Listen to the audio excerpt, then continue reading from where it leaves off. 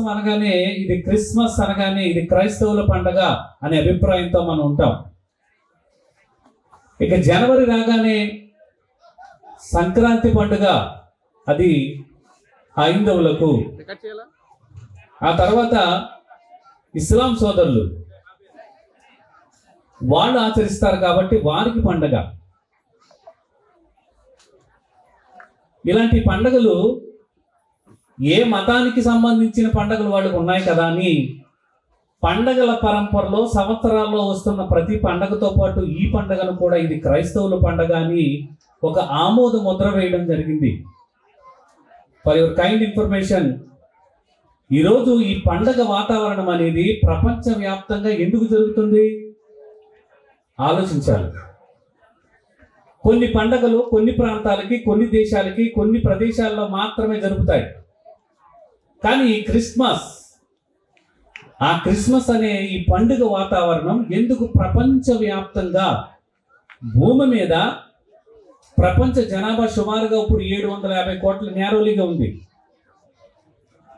ఈ భూగోళం మీద ఆరిన నేల ఒక భాగం అయితే 3 ప్రాంతాల నీరు, అందులో 7 కాంటినెంటల్స్ ఖండాలు, ఆ ఖండాలలో దేశాలు, ఆ దేశాలలో పట్టణాలు, ఆ పట్టణాలలో ప్రజలు, అలా ప్రతి ప్రాంతంలోనూ పల్లెటూరు మొదలుకొని దేశ అగ్రరాజ్యాల వరకు కూడా ఈ యొక్క సెలబ్రేషన్ అనేది క్రిస్మస్ అనే పేరుతో ఎందుకు జరిపించుకుంటున్నారు అనేది మనం తెలుసుకోవాలి. మొట్టమొదటిగా క్రిస్మస్ అనేది 2 పదాల కలయిక. మీకు తెలియదు కాదు, క్రిస్టోస్ అనే ఒక గ్రీకు పదం నుంచి క్రీస్తు, అభిషక్తుడు, రాజు అనే పదాలు వాడుకలో ఉంటాయి. అలాగే మాస్ అంటే అదొక లాటిన్ పదం. అది మాస్ అంటే ఆరాధన లేదా పూజ అనే పదాల కలయిక. ఇప్పుడు క్రీస్తుని ఎందుకు ఆరాధించాలి, ఎందుకు పూజించాలి? క్రిస్మస్ అంటే అర్థం అదే కదా. క్రిస్టోస్ మాస్, మాస్ అంటే ఆరాధన, క్రిస్టోస్ అంటే క్రీస్తు. ఆ క్రీస్తు అనగా అభిషిక్తుడు లేదా రాజు, మెస్సియా అనేటటువంటి ఆ పదాలని కలుపుకుంటా వెళితే క్రీస్తుని ఎందుకు ఆరాధించాలి ఆలోచించండి ప్రియమైన వాళ్ళారా. ఈరోజు క్రిస్మస్లో చాలామంది అప్పుడు అంటారు అన్ని బాగానే ఉన్నాయి, కానీ ఉండవలసిన క్రీస్తే మిస్ అవుతున్నాడు. ఈరోజు క్రిస్మస్ తాత అనే ఆ బొమ్మ శాంటా క్లాజ్ అనే ఉండాలి తప్ప అది లేకపోతే అసలు క్రిస్మసే కాదు.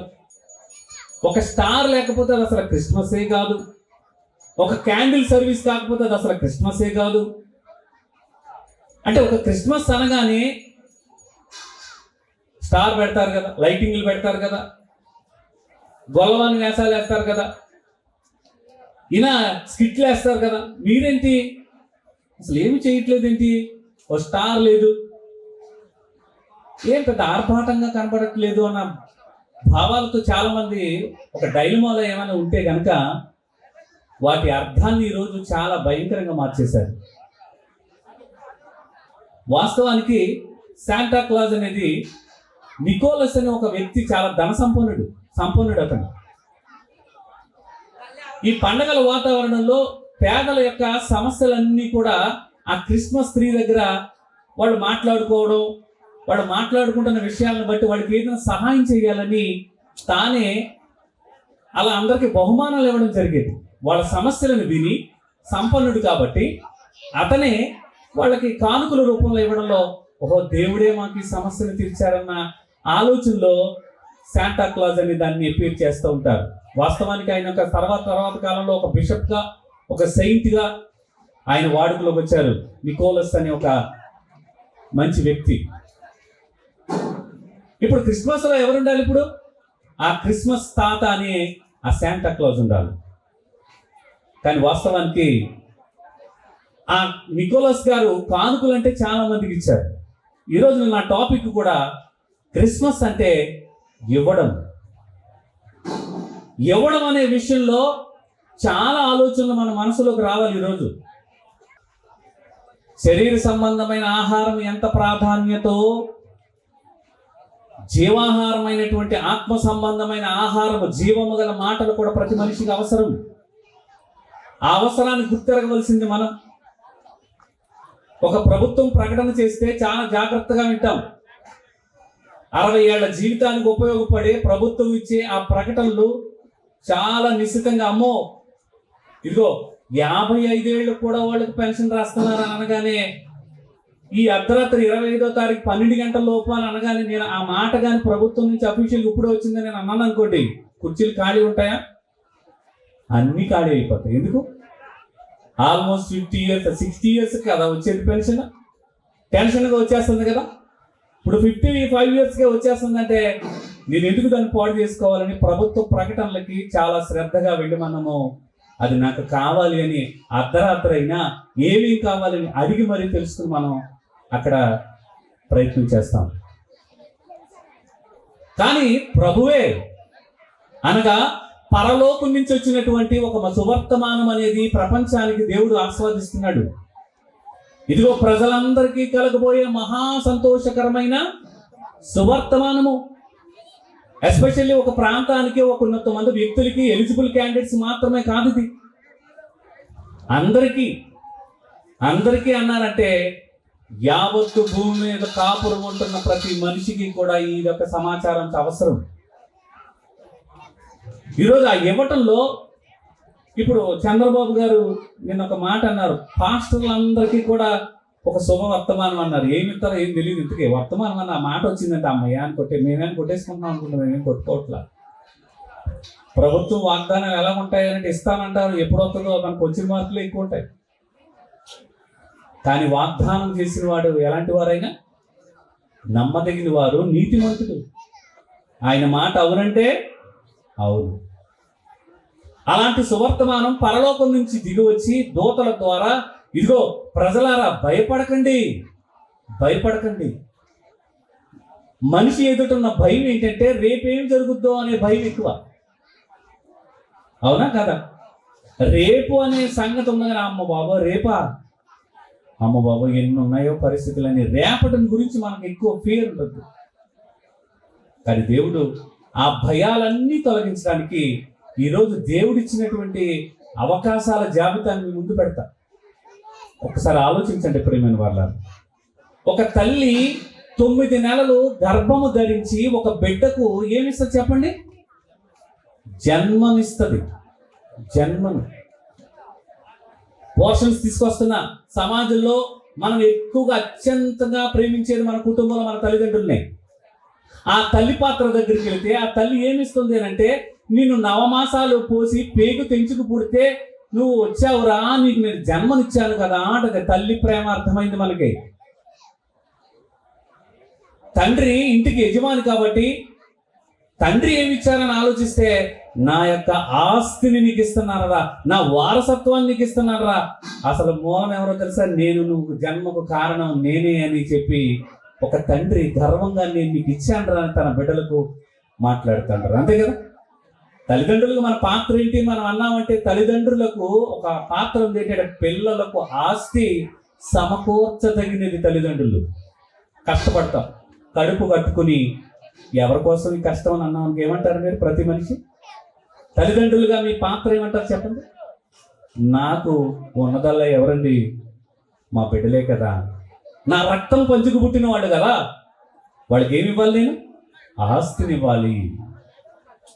సమాజంలో తల్లిదండ్రుల పాత్ర మనకు అర్థమవుతుంది. వాళ్ళు ఇస్తున్నది ఏంటో మనకు ఒక తల్లి జన్మనిచ్చారని ఆశపడుతుంది. ఫర్ యువర్ కైండ్ ఇన్ఫర్మేషన్, ఆ జన్మనివ్వడం వెనక కూడా దేవుని కష్టం ఉందా లేదా? అప్పుడప్పుడు అంటే దేవుడే దయచేసి ఈ బిడ్డనిచ్చాడు రా అని చెప్పి ఆ తల్లి కూడా ఎవరిని ప్రమోట్ చేయాలి? దేవుణ్ణి. రిప్రజెంట్ చేయవలసింది ఎవరిని? దేవుణ్ణి. ఇకపోతే ఈ యొక్క సీజన్లో, కొత్త సంవత్సరం సీజన్లో వ్యాపారస్తులు మీకు ఏమిస్తారు చెప్పండి?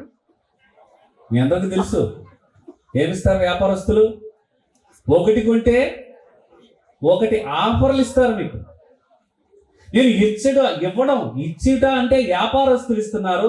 తల్లిదండ్రులు తమ పాత్రను ఏంటేంటి అనేది మనకి సమాజంలో కాబట్టి మనకు అర్థమవుతుంది. తల్లిదండ్రులు ఈ రీతిగా ఇస్తున్నారు, వ్యాపారస్తులేమో ఆఫర్స్ ఇస్తున్నారు, ప్రభుత్వాలేమో పథకాలు ఇస్తున్నారు. ఇస్తున్నారా? ఇస్తారు. సంక్రాంతి కానుక ఇది వరకు రేషన్ బియ్యం అప్పుడు ఒక సంచి ఇచ్చి సంక్రాంతికి కొన్ని పథకాలు ఇచ్చారు, కానుకలు ఇచ్చారా? ఇవ్వలేదా? ప్రభుత్వం ఏమిస్తారనగానే పథకాలు ఇస్తారు. ఇవ్వకపోతే నీ ప్రభుత్వం ఎందుకు మాకు అని పథకాల కోసం ఎదురు చూసే పరిస్థితులు ఈరోజు ప్రతి ఒక్కరిలోనే వచ్చేసింది. ఇవ్వటం అనేది ఈరోజు సమాజంలో వ్యక్తులను చూడండి, కుటుంబాల దగ్గర నుంచి, సొసైటీ దగ్గర నుంచి, ప్రభుత్వాల దగ్గర నుంచి ఏమి ఇస్తున్నారు అని అంటే స్వల్పమైన వాటికి ఇస్తున్నారు. నిజంగా చెప్పాలంటే ఒక తల్లిదండ్రుల పాత్ర అనేది నవమాసాలు మోయడం చాలా గొప్ప విషయం. అయితే నిజంగా తల్లిని ప్రేమను మనం మర్చిపోకూడదు.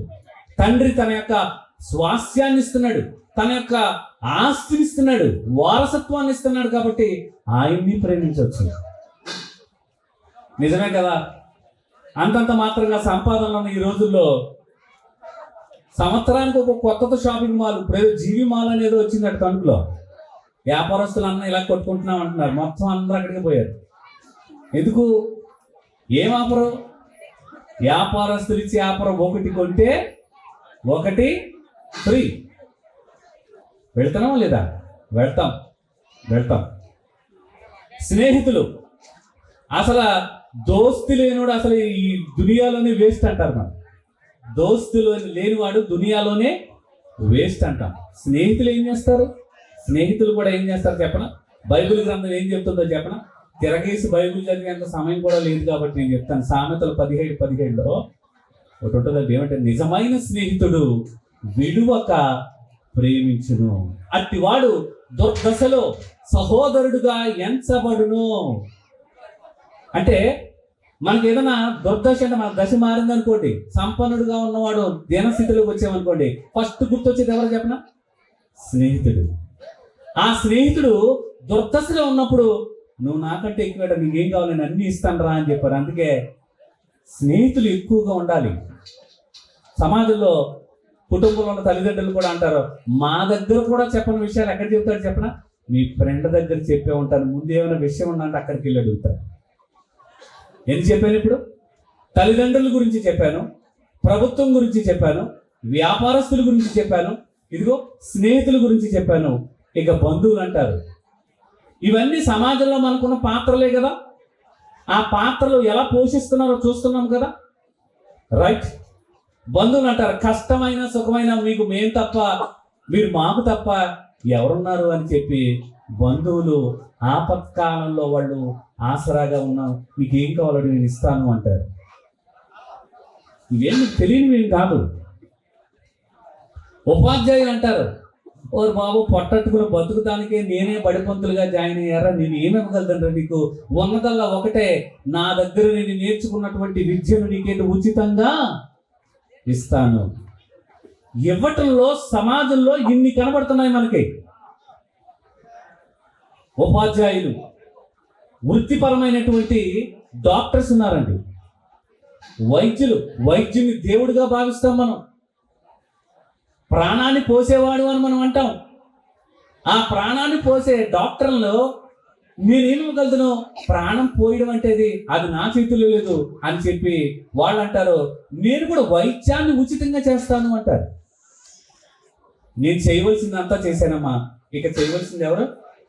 అల్టిమేట్గా ఎవరి మీద పెడతారు? డాక్టర్స్ కూడా చేయవలసిన మా ప్రయత్నాలన్నీ చేసాం, ఇక చివరికి దేవుడే దిక్కు. వాళ్ళు ఏం చేస్తారంటే ఉచితంగా వైద్యం చేస్తారు. అందుకే 108 వచ్చిందా? ఏంటిది? ఆరోగ్యశ్రీ ఉచిత బీమా. మనకి సేవ దృక్పథంతో ప్రభుత్వం చేపట్టిన గతంలో ఉన్న మహనీయులు పెద్దలు ఆలోచించి దూరదృష్టితో మధ్యతరగతి కుటుంబీకులకు అవసరతలు, వైద్యము, విద్య, ఇవన్నీ చాలా అవసరతలు ఉన్నాయని చెప్పి వాళ్ళు చాలా దూరదృష్టితో ఆలోచించి ఇది ప్రజలందరికీ చేరాలనే ఉద్దేశంతో 108 పెట్టారు. ప్రభువు పెట్టారు 108. మత్తయి సువార్త 10:8 కూడా పెట్టారు. అది కలిపితేనే 108 అయింది. ఉచితముగా మీకు నేను ఇస్తున్నాను, అది ఉచితంగా ఇవ్వండి అని చెప్పి తన శిష్యులను పంపుతున్నాడు. ప్రభుత్వం ఇచ్చిన ఉచితమైనటువంటి ఆ సదుపాయాలను మనిషి అందుకుంటున్నాడు, కానీ ప్రభు ఇచ్చిన సదుపాయాలు ఇదిగో ప్రభు ఏదో ఇవ్వబోతున్నాడు, ఆయన ఇచ్చేది ఏదైనా ఉంది అంటే అది నేను పొందుకోవాలి అని ఆలోచన మనిషికి రావాలని ఇవన్నీ పాత్రల్ని మీకు చూపిస్తున్నాను.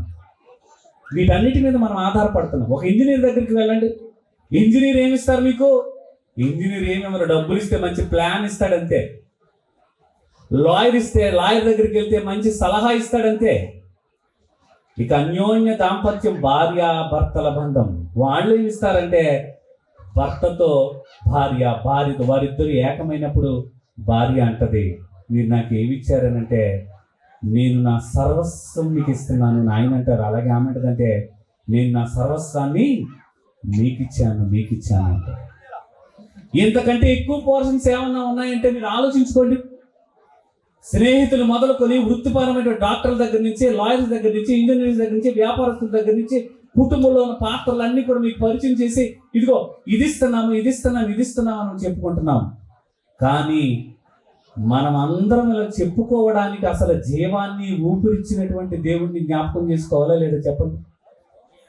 ఎవరు ఇవ్వగలరు?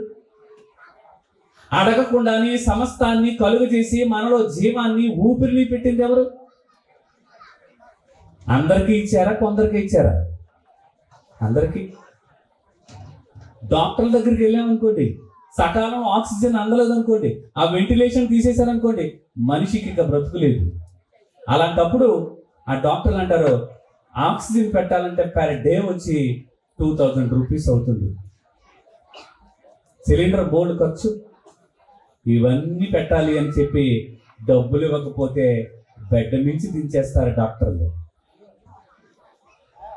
కానీ ఊపిరి పీల్చుకుంటున్నానే ఆక్సిజన్ అందరికీ ఇస్తున్నారా? కొంతమందికైనా? చెప్పాలి మీరు అందరూ కూడా. అందరికీ ఊపిరినిచ్చిన ఆయన ఆ శ్వాస నిశ్వాసలు నావే అని తన యొద్దకు తీసుకున్నాడు ఎప్పుడైనా? ఆయన తన నమ్మినా తన నమ్మకపోయినా ఇలాంటి క్రిస్మస్ సభల్లో ఆయన గురించి చెప్తారు లేదో, 4 మాటలు వింటాంలే, వాళ్ళు వినరులే అని పట్టించుకోలేదు. దేవుడేమి అందరికీ ఊపిరిని దయచేస్తున్నాడు. దయచేసి పరిశుద్ధ గ్రంథంలో అపోస్తలుల కార్యాలు 17వ అధ్యాయంలో ఒక మంచి మాటని మీకు చూపించే ప్రయత్నం చేస్తాను. 21వ వచనం నుంచి చూద్దాం ప్రియమైన వాళ్ళారా. 24 నుంచి చదువుదాం. అపోస్తుల కార్యాలు 17వ అధ్యాయం 24వ వచనము. జగత్తును అందరి సమస్తమును సృజించిన దేవుడు తానే ఆకాశమునకు భూమికి ప్రభు అయినందున హస్తకృతములైన ఆలయములో నివసింపుడు. ఎవడు ఈ పదాన్ని నోట్ చేసుకోండి. ఆయన అందరికి ఏమిస్తున్నాడు? ఆయన జీవమును ఊపిరిని సమస్తమును దయచేస్తున్నాడు. అందరికీ సమస్తాన్ని ఇచ్చాడు. ఇచ్చిన తర్వాత మనిషికి నేల మంటితో నరును నిర్మించి నాసికారంధ్రములలో జీవవాయువును ఓదగా ఆ నరుడు ఏమయ్యాడు? జీవించే ఆత్మ అయ్యాడు. అంటే ఆ ఊపిరి ఎవరిది? ఆ జీవం ఎవరిచ్చారు? జీవాధిపతి ఇచ్చాడు. ఏమండి, నా దగ్గర డబ్బు ఎక్కువ ఉంది, డబ్బుకు నేను అధిపతిని, మీకు అవసరం ఉంది, ఆ డబ్బుని నేను మీకు ఇచ్చాను అంటే అది నేను దయచేసింది. నాకు ఎక్కువ భూమి ఉంది, ఆ భూమి నేను మీకు దయచేశాను. ఎందుకంటే భూస్వామిని, నేను భూ అధిపతిని. అలాగే జీవానికి అధిపతి ఎవరు? మనల్ని సృజించిన దేవుడు. ఆ ఊపిరి అందరిలోనూ ఉందా? అందరిలోనూ ఉంది. సమస్తాన్ని కలిగించింది ఆయనే. ఏమంటే ఈరోజు ప్రాంతాలను బట్టి ఇది మీ ప్రాంతం, ఇది మీ ప్రాంతం, ఇది మీ దేశం, ఇది మీ దేశం, ఇది మా ప్రాంతం, ఇది మీరు నల్లవాళ్ళు, మీరు తెల్లవాళ్ళు మనం పెట్టుకున్నాం తప్ప దేవుడికి ఏ భేదము లేదు. అందరూ తన పిల్లలే అనుకున్నాడు ఆయన. అందుకే అందరి కోసం అన్ని సమకూర్చిన తర్వాత ఈ భూమి మీదకి మనల్ని జీవాన్నిచ్చి ఊపిరినిచ్చి సమస్తాన్ని మనకు దయచేసింది ఆ దేవుడైనప్పుడు ఆ దేవుడు ఏమిచ్చారు అనే మొట్టమొదట ఈ ఆకార నిర్మాణాన్ని చూసుకుంటే ఈ నిర్మాణం వెనక నీకు నాకు అర్థం అవ్వాల్సింది, నన్ను నిర్మించింది దేవుడే, జీవాన్నిచ్చింది జీవాధిపతే. ఆలోచించండి ప్రేమైన వాళ్ళ. ఆ జీవాధిపతి ఒక్కటే యావత్తు భూమి మీద కాపురం ఉండడానికి ఒకరి నుండే ప్రతి జాతి మనుషుని సృష్టించారు. యావత్తు భూమి మీదనా? అవును.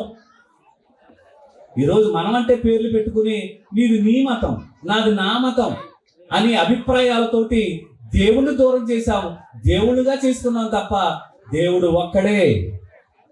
ఆలోచించండి. ఆయన జీవాధిపతి, మనకు జీవాన్నిచ్చాడు.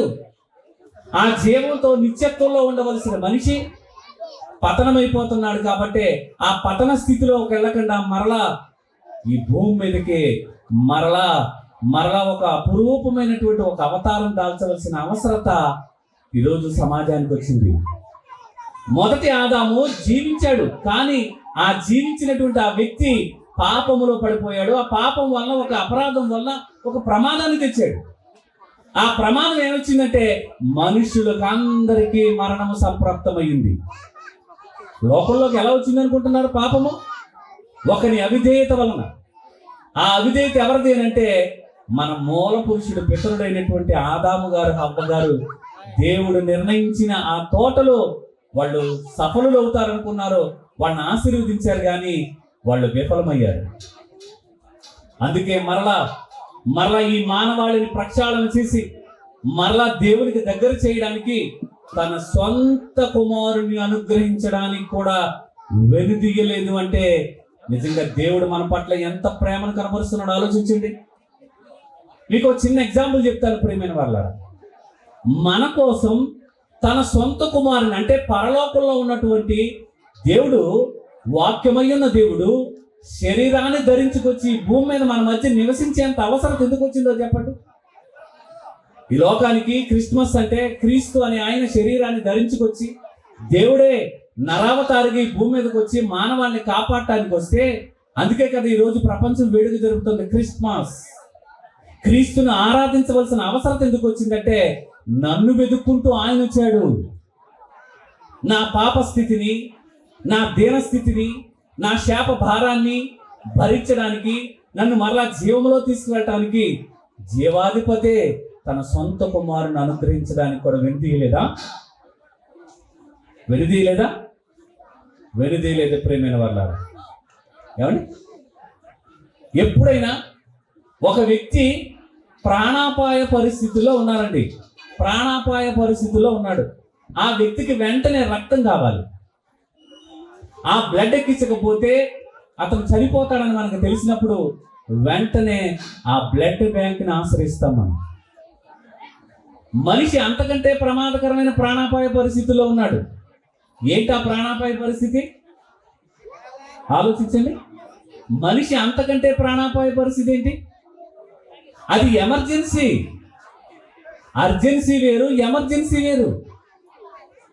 అర్జెన్సీ అంటే హాస్పిటల్కి తీసుకెళ్తే ఇమీడియట్గా కొన్ని టాబ్లెట్లు లేకపోతే ఏదో ఫ్లూయిడ్స్ ఎక్కిస్తారో, సెలైన్స్ ఎక్కిస్తారో, మనిషి కోలుకునే పరిస్థితి. కానీ ఎమర్జెన్సీ అప్పుడు ఇమ్మీడియట్గా ఆ మనిషిని కాపాడడానికి అవసరమైతే రక్తాన్ని పెట్టాలి, ప్రాణం పెట్టాలి. ఆ ప్రాణమే రక్తం, ఆ ఆధారం అది ఆ మనిషికి. అందుకే మనము ప్రాణదాతలు అంటాం. రక్తదాతలు ఏమని పిలుస్తాం మనం? ప్రాణదాతలు. ఈ ప్రపంచంలో వైద్యులకు అందనటువంటి ఒక వ్యాధి అంటే ఏదైనా ఉందంటే, ఒక భయంకరమైన స్థితి మనిషికి ఏదైనా ఉంది అని అంటే పాప భారము. దాన్ని ఏమని పిలిచారు చెప్పమంటారా? పాప భారము. వేళ మన ఇల్లు దస్తావేజులు ఉన్నాయి, ఒకరి చేతిలో తాకట్టు పెట్టబడింది. దాన్ని విడిపించాలంటే మరి రుణం చెల్లిస్తేనే కానీ ఆ దస్తావేజులు మన చేతికి రావు, మన ఆస్తి మన చేతికి రాదు. అలాగే మరణం అనే దాస్యంలో బ్రతుకుతున్న ప్రపంచం. మరణం గుప్పెట్లో ఉంది ప్రతి మనిషి బ్రతుకు. నేను చనిపోతాను, చావే నాకు చివరి గతి అని మనిషి భయపడుతున్న సమయాలలో ప్రభువు ఒక మాట అంటున్నాడు, ఇదిగో నేడు మీ కొరకు రక్షకుడు పుట్టి ఉన్నాడు, దానికి ఇదే మీకు ఆనవాలు అని చెప్పి దూతల ద్వారా వర్తమానం ఇచ్చి ప్రపంచాన్ని అంతటిని కూడా మళ్ళా బ్రతికించడానికి జీవాధిపతి దిగొచ్చాడు మన కోసం. ఆ పాపములకు విమోచనగా బలులు అర్పణలు ఏం కోరుకోవట్లేదు దేవుడు.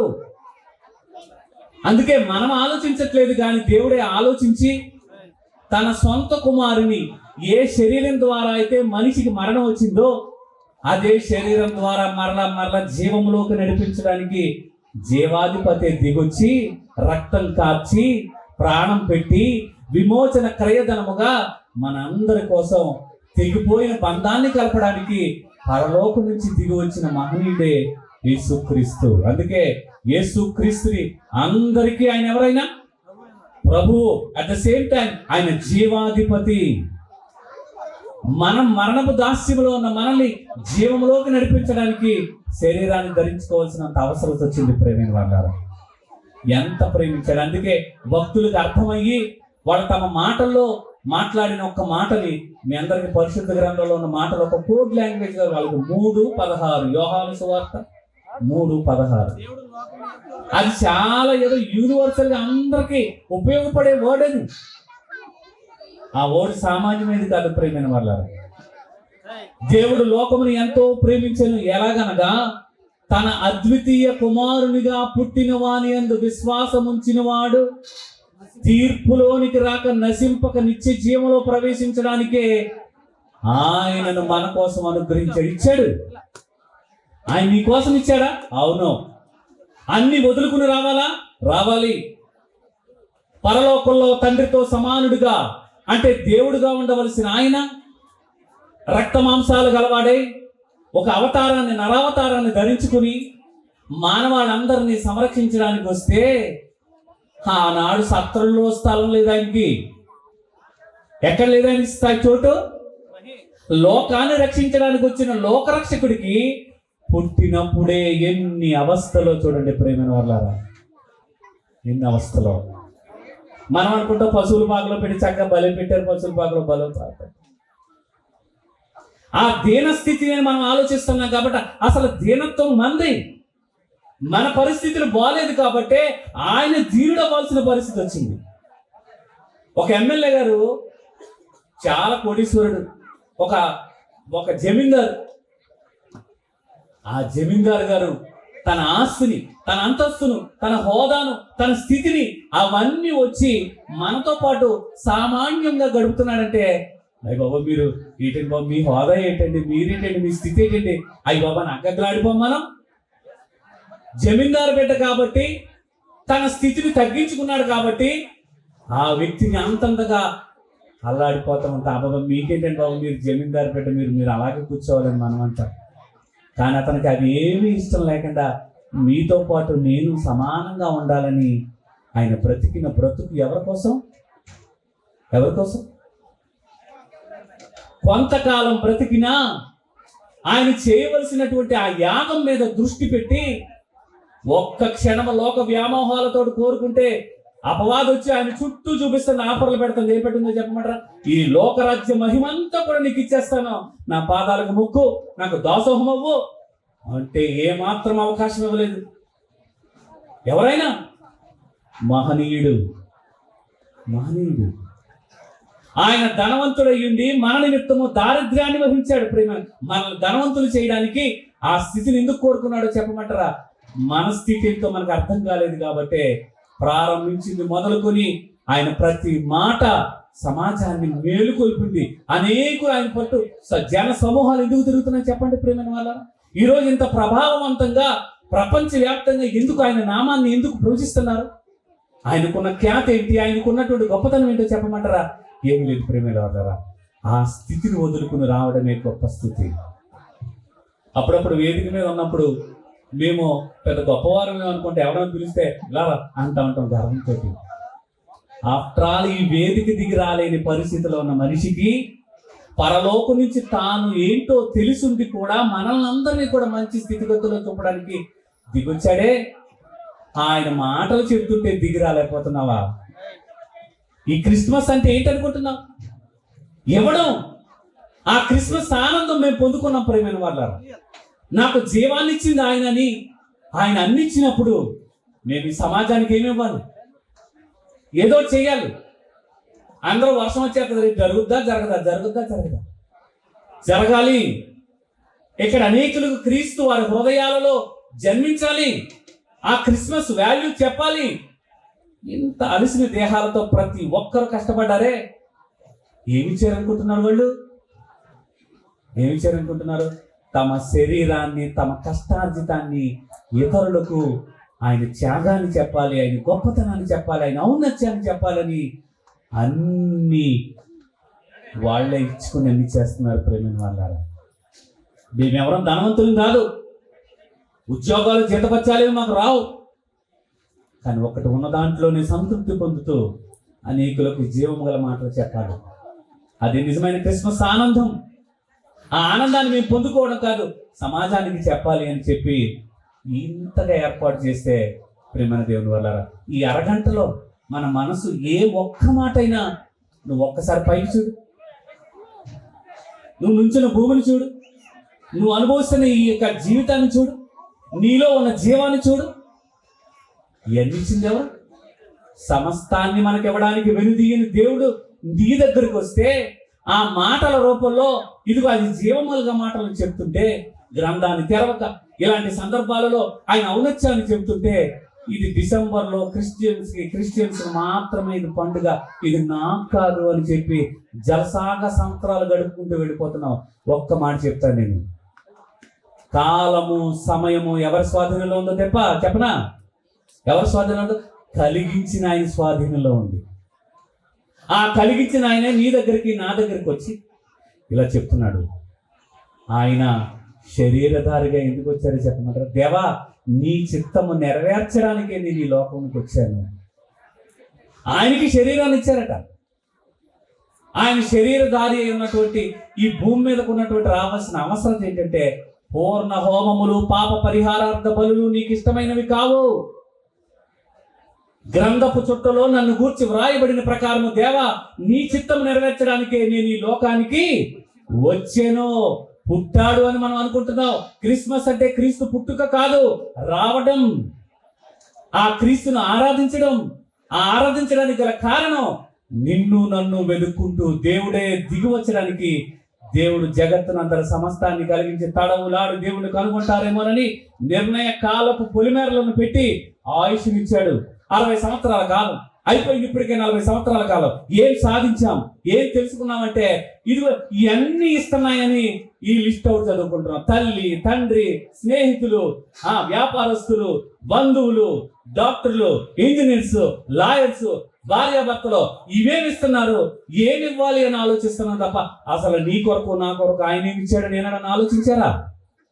ఏం ఆలోచించారా? మనం ఏం పట్టుకెళ్ళిన ఆయనకి అక్కర్లేదు. ఆయనే మనల్ని ప్రేమించి తన కుమారుని ఇచ్చి, నువ్వు ఆయన యందు విశ్వాసం ఉంచావంటే నువ్వు మరణంలో కాదు, ఇప్పుడు నువ్వు ఎక్కడికి వెళ్తావు? అందుకే అన్నాడు, జీవాధిపతిని మీ దగ్గరికి వచ్చాడు ఈరోజు. ఆయన మాట రూపంలో ఆ జీవాధిపతి ఇప్పుడు హృదయం దగ్గర దాకా వచ్చాడు. ఇప్పుడు వరకు నువ్వు ఆయన చేర్చుకోలేదేమో. ఎప్పటి వరకు నీ హృదయం అనే తలుపుని చాలా సందర్భాల్లో తట్టారు.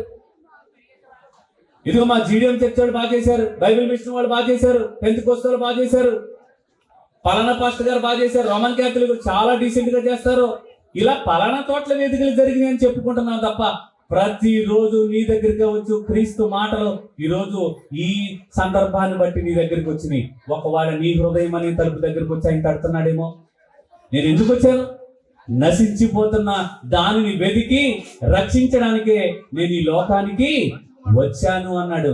వచ్చాడు, ఆయన బ్రతికాడు, అందరి కోసం ప్రాణం పెట్టాడు, పరలోకానికి వెళ్ళిపోయాడు. ఇప్పుడు మరలా సెకండ్ కమింగ్ రాబోతున్నాడు. ఆయన వచ్చే సమయంలో ఇంకా నీకు ఆయన దూరంగానే ఉన్నాడా? ఈ క్రిస్మస్ సందర్భంగానైనా ఒక్కసారి ఆలోచించు. జీవాన్ని ఇచ్చింది ఆయన, సమస్తాన్ని ఇచ్చింది ఆయన, నీలోని ఊపిరినిచ్చింది ఆయన, నీ కోసం ప్రాణం పెట్టిన తన సొంత కుమారుని ఇచ్చింది ఆయన.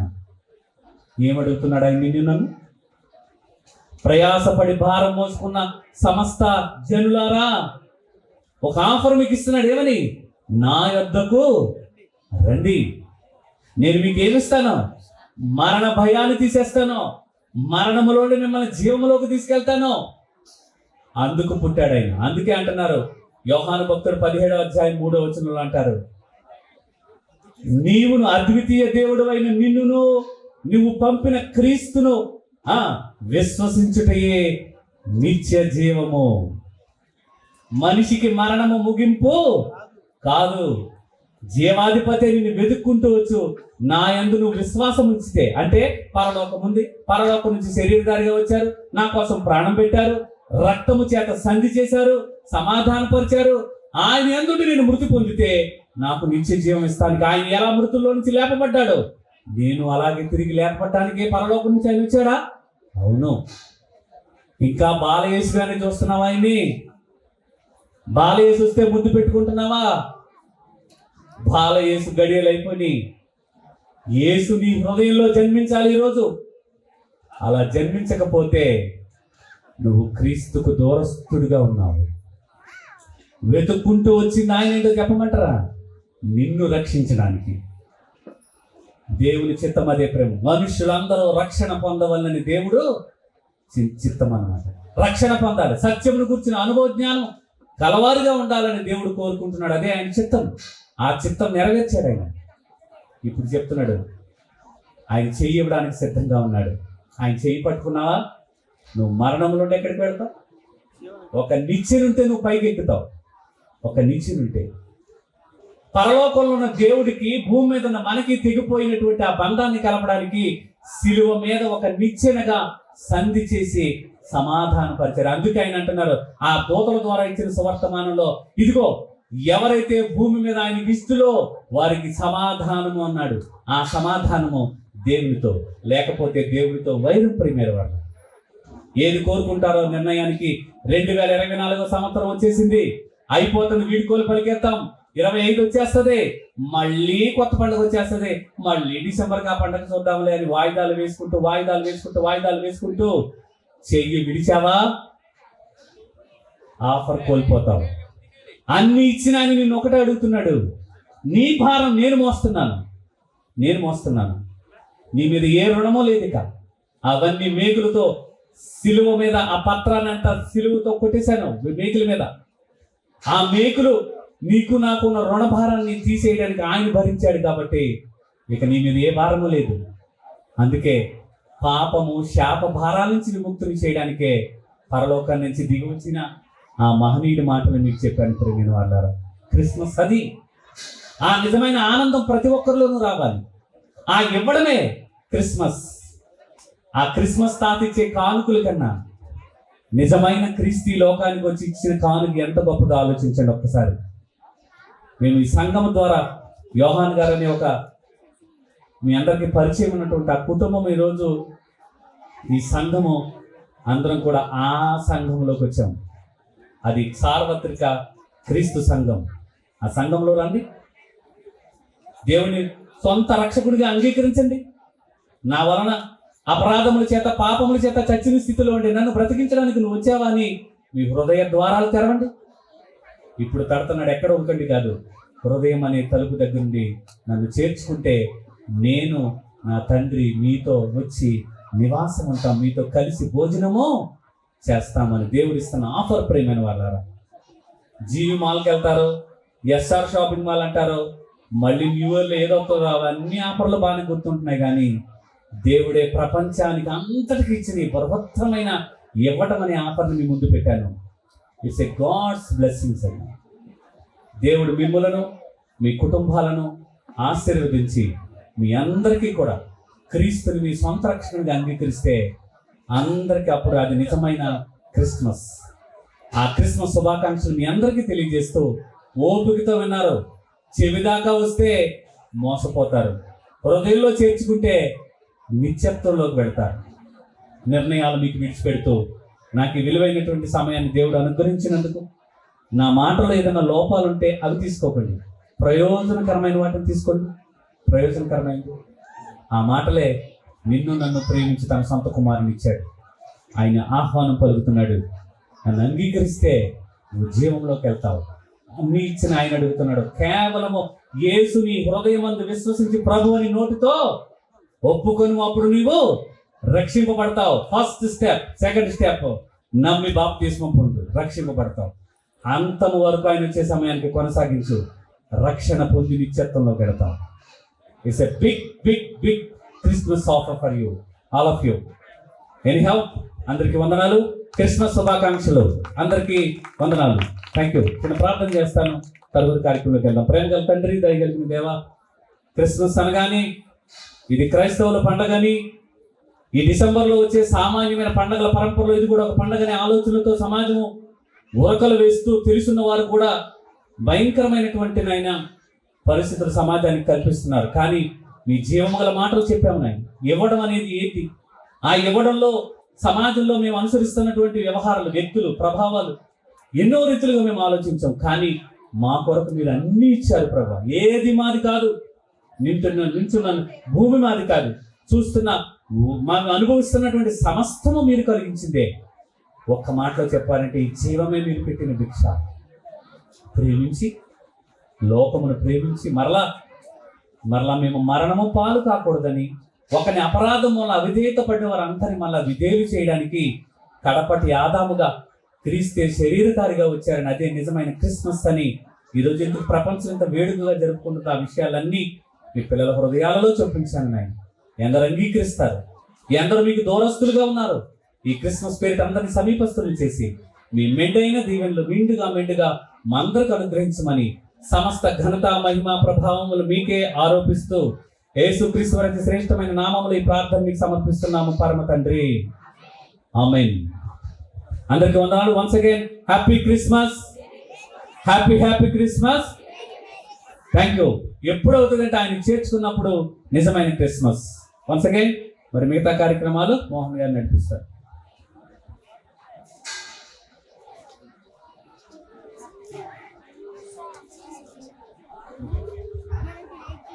ప్రియమైన దేవుని వారు, ఇప్పటి వరకు మరి ప్రభువైన యేసుక్రీస్తు వారి భూమి మీదకి రాక పరమార్థం గురించి మరి ఎన్నో విలువైన విషయాలు మీరు విన్నారు. ఇంకా కొద్ది నిమిషాల్లో మేము ముగిస్తాం. దయచేసి మీరు ఓర్పుతో మరి భోజనం చేసిన ప్రతి ఒక్కరు కూడా మరి ఇక్కడికి వచ్చి ఆ వేదిక మీద కూర్చోవలసిందిగా